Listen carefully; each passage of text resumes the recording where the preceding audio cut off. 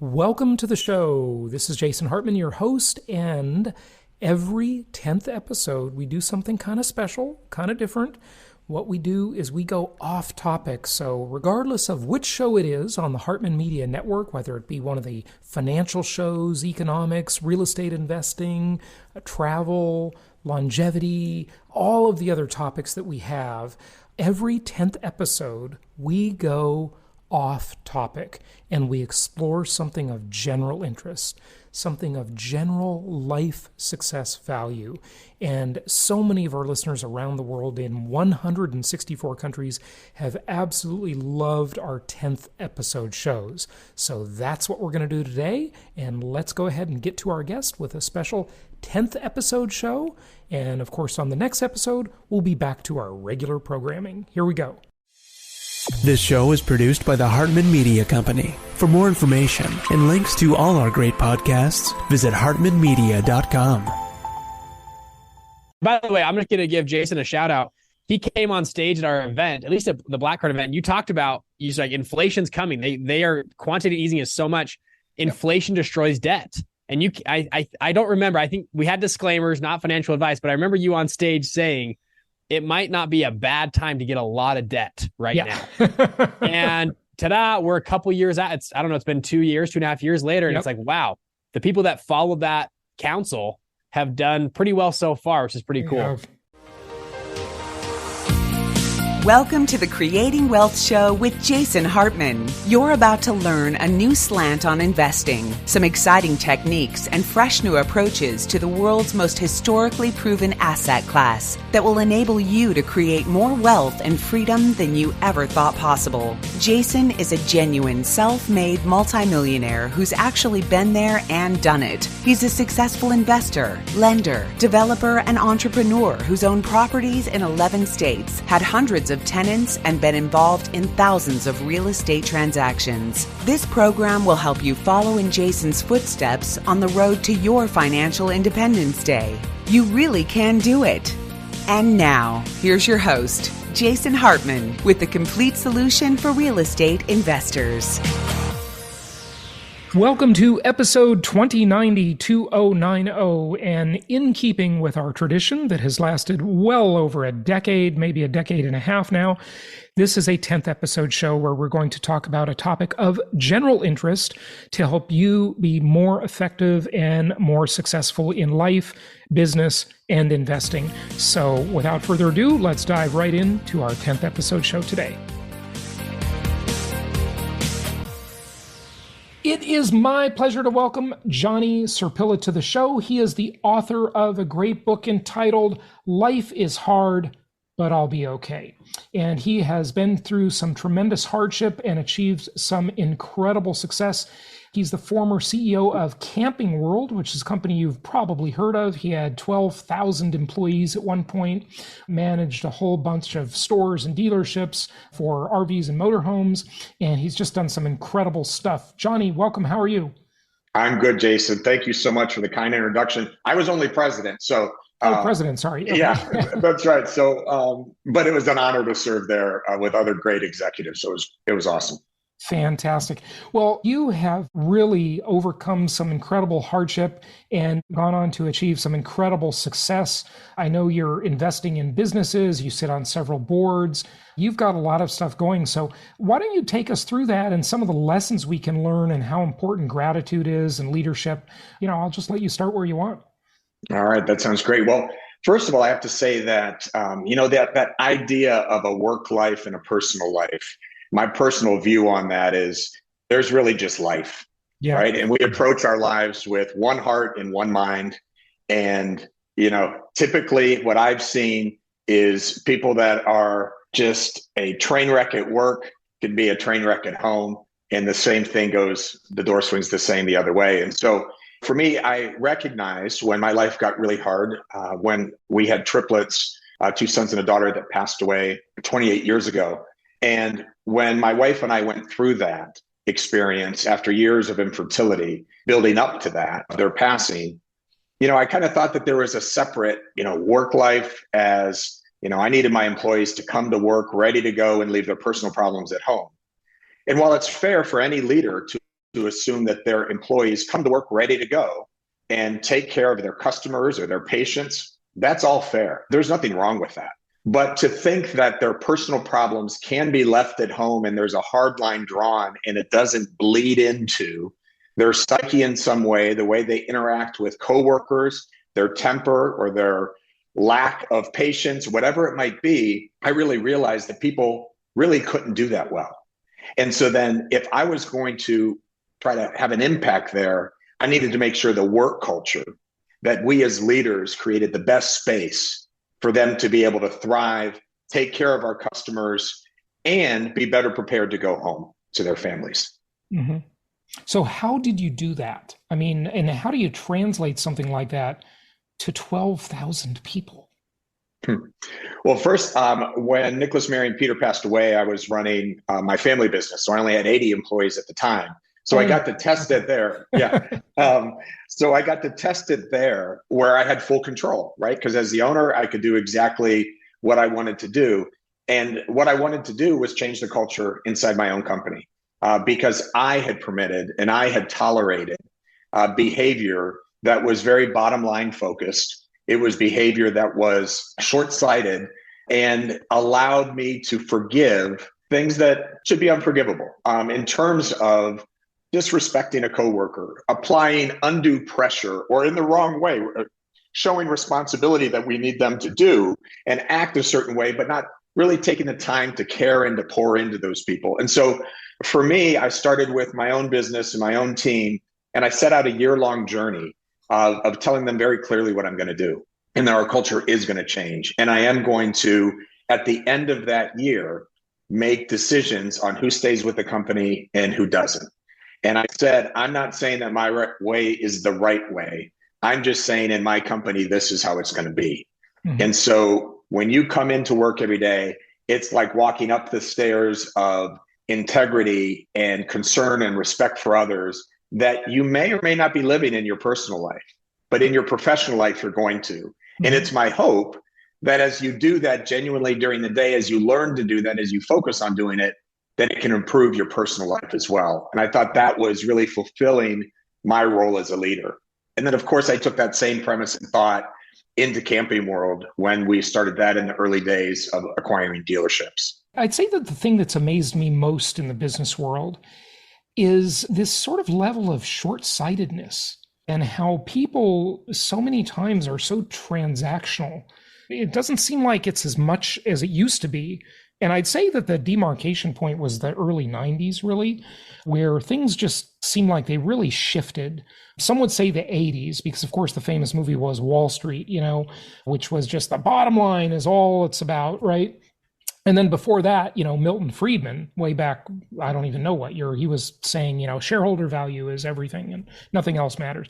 But how do we deal with this in the business world? How should one approach that? Because, it's not just your own philosophy, it's everybody else's you have to interact with, right? So that's right. Give some thoughts on that. So, Jason, I love the way that you kind of built up to that question because, it is so generational what employees bring to the workplace every day. And I say that because as I tried to peel back the onion of a tough leader in the organization or tough manager or employee, what I oftentimes found was their issue wasn't so much of what's going on in our company today. It was a resistance that they had to leadership or authority figures, really from their household that they were raised in. So when you think about that, if you're raised in a home where at the dinner table, back in a time when there was a family dinner table and people were really spending a lot of time around it, and mom or dad is talking terribly about management, saying that the boss, is always expecting more and is cheating me and not giving me enough, and they're harsh and they're yelling and there's no raises and all these things. Imagine growing up with that, and then you get out to the workforce and you walk into that assuming that every boss that you have is just like the one you heard about as a young person. And you might not even be able to discern or break away signs that the boss is really pouring into you and caring because you're just not trusting. And that's really what I found, that the people that had that guard up, they didn't want to be uplifted at work. They didn't even know what that would look like because where their mindset was on a boss. So those people were hard to impact and change. And I think generationally, we need to get to understand in the workplace, if we're going to go make an impact, who's our audience that we have to deal with? And, when you look at, all the different age groups from the Gen Xers and millennials and, on and on up to the baby boomers, there's very different mindsets. And so I think that you have to approach each group individually. There's not a one size fits all in leadership. And you need to figure out how to meet them where they're at and start working from there to level them up and grow their mindset so they can be more receptive to the cultural change that you want at work. How many companies are, thinking this way, though? It seems pretty rare. It is. I would say that, in the 90s, when I was talking about it and talking about it with peers or others, I'll go so far as to say I got laughed at. Like, Johnny, it's just not that way. I mean, you got to focus on the bottom line. My background was accounting and finance. I get the bottom line. I certainly get that, and I can build the P&L, so I understand that. But my master's was in organizational behavioral management, and I didn't go back to grad school until my early 30s. And that really did open up my mind a little bit differently. So I would say, Jason, that now the dialogue is there. The question is, even if the companies where the dialogue is there, is the practice there? So what I think is even more harmful is for the company to put that out as a priority and something that needs to happen. And this company's value statement reflects that. And then the reality is that they don't. Right? That's more damaging, I think, than not having it in your value statement and just having a terrible culture. Right. Because now you're hypocritical and you're saying one thing and you're doing another. Yeah, sure. Let's kind of move to another really important element, I think, of this. And that is just, how does gratitude play a part in life and business?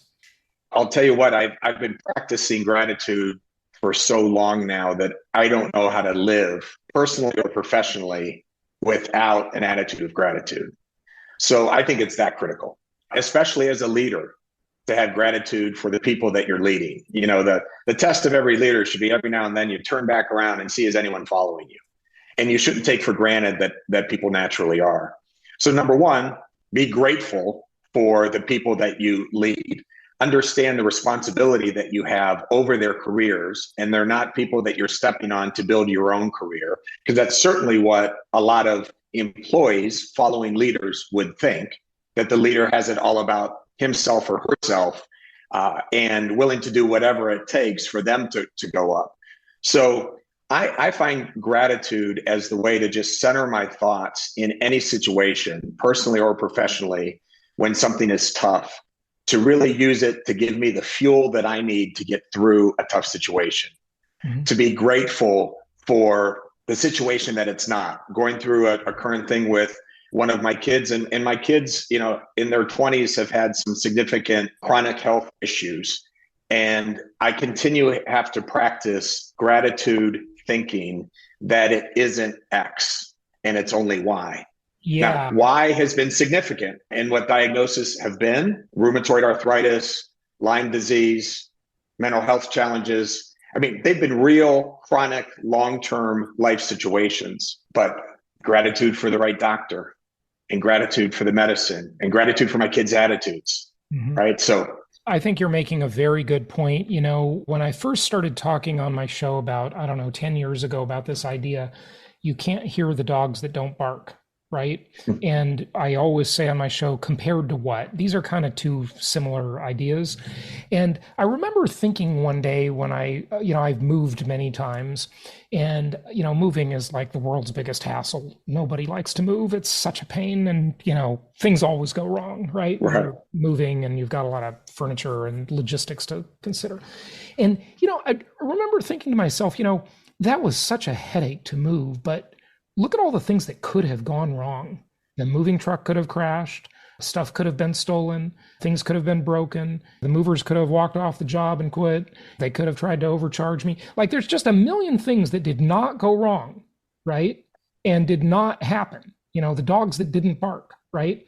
And I think if you approach life with that idea that, like you said, well, it's this, but when you were talking about your kid's chronic health, but it could have been this, right? Could have been worse, right? That's right. And that's really quite true. A lot of things could have been worse, right?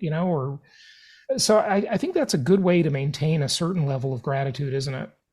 It is. And I love you said about the dogs don't bark, because I'm going to have to remember that, because I love the analogy. Yeah. In my book, one of the chapters is entitled "Why Not Us?" Mm-hmm. And the reason that was done that way is, and that thinking was because at the funeral and calling hours and for years after, the most common comment that people made was, "I'm sure you're wondering, why did this happen to me? Why me?" And our answer to that was genuinely no. We did not think that. Why me? We did not think that at all. Why not me? Bad things are happening to good people all the time, every day. So why wouldn't that happen right to me? When something bad happens, why would I think that I'm exempt from that? Mm-hmm. So if you can approach life with that mindset, number one, you're a little bit more prepared. And as my wife and I felt, because we both shared that thinking, we went into therapy maybe a step ahead of some others who were stuck on asking the question, why me? But then even further, we're more open to thoughts of gratitude because we accepted this happened to me. So there's other things that are happening to me as well in these dark times that are really very positive. And we have to soak those in because that is fuel for the journey. Yeah, no, good point. So that's how to be grateful. But maybe the bigger question is, why is gratitude even important? Let's be skeptical for a moment. Why does it matter? What does it do for you, when you're approaching life and challenges and so forth? Sure. I think it controls your thoughts, controls your mind. So when we lose sight of our minds, when we lose sight of the thoughts that we entertain, there's a study that's been done on to go out and find the 100 happiest people out there in the world. Mm-hmm. And what they found in those 100 happiest people, that income levels vary, health varies, all those things. But there was one common trait that the researchers found, and it is this: you don't have to believe everything that you think. And so as somebody with anxiety, I am. Hang on. Don't dismiss that. That's a really incredible line. You don't have to believe everything that you think. That's right. Just let that one sink in for a moment, folks. That's a gem. So we're all having all this self-talk all day long, right? It's constantly going on. We're talking to ourselves. It's the most important conversation you'll ever have is the one with yourself, right? And you're having it all day long, all the time. But you don't have to believe all of those thoughts that come into your head just because they come into your head. This person is this, or this person treated me badly, or why does that always happen to me, right? Like, you don't have to believe that just because you thought it, right? Not only do you not have to believe it, but you don't even have to process it, Jason. Yeah. You can literally just let it go. And the practice of letting thoughts go was really unnatural to me. I thought, if I have a thought, I got to understand where that thought came from. Why do I have it? What do I do with it? How do I change my behavior?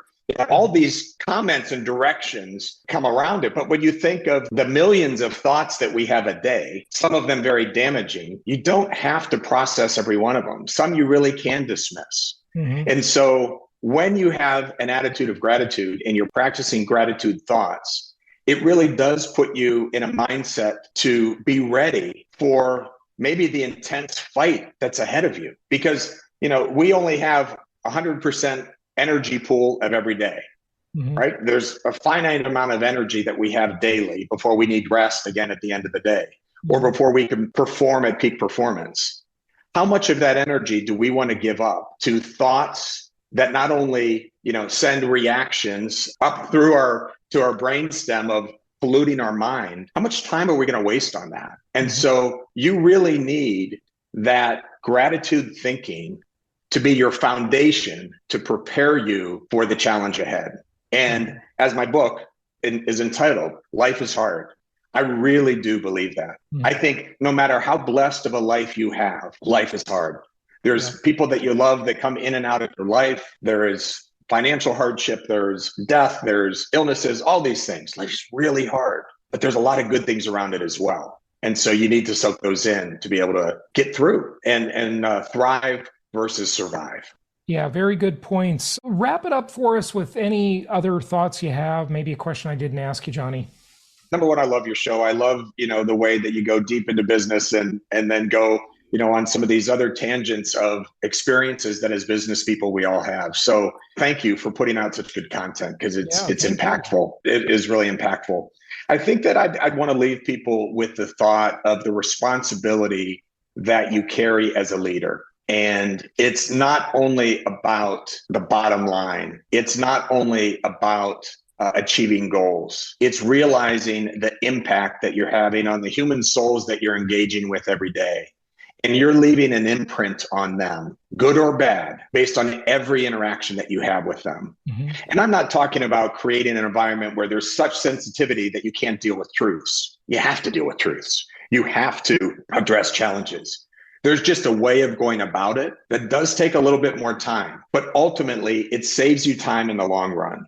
And what I have found is that the principles that I preach about in leadership, or in my keynote talks, or in the boardroom, is that they do have an ROI impact on the bottom line. Mm-hmm. There really is that investment, whether it's lack of turnover and you're improving on that. We all know the cost there. You're going to pay the price at some point if you're not having healthy engagement with your team and strong leadership. And if anything else, if you got a good stirring heart within you, you genuinely care about the impact that you have on someone else's life. And maybe even, most importantly, the family that they go home to and take out maybe the frustrations that you put on them. They go home and they're abusive, and you're a leader and you made them feel insecure and weak and held down all day at work. They're going to take that out on someone. Yeah. No, you sweep it under the rug and it's going to, those kind of emotions are going to express themselves somewhere. So you're really doing the world a favor by not making something contagious, right? So that's right. Good points. Johnny, give out your website. JohnnySerpilla.com or Encourage33.com. So both go to the same site. Excellent. Johnny Serpilla, thanks for joining us. Thank you, Jason. Thank you so much for listening. Please be sure to subscribe so that you don't miss any episodes. Be sure to check out the show's specific website and our general website, hartmanmedia.com, for appropriate disclaimers and terms of service. Remember that guest opinions are their own, and if you require specific legal or tax advice or advice in any other specialized area, please consult an appropriate professional. And we also very much appreciate you reviewing the show. Please go to iTunes or Stitcher Radio or whatever platform you're using and write a review for the show. We would very much appreciate that. And be sure to make it official and subscribe so you do not miss any episodes. We look forward to seeing you on the next episode.